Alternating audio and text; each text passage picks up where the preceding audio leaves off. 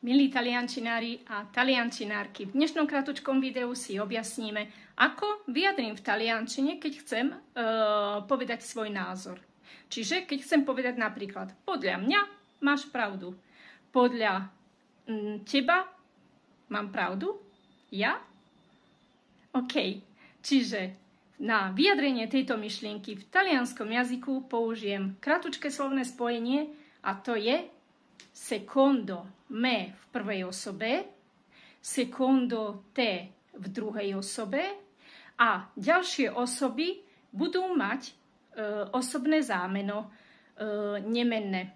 Čiže secondo lui, podľa neho, secondo lei, podľa nej, secondo noi, podľa nás a tak ďalej.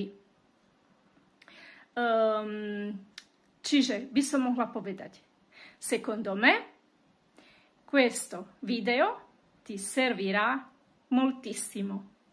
Podľa mňa toto video ti bude veľmi užitočné. E secondo te? Scrivimelo nei commenti. Ciao, alla prossima!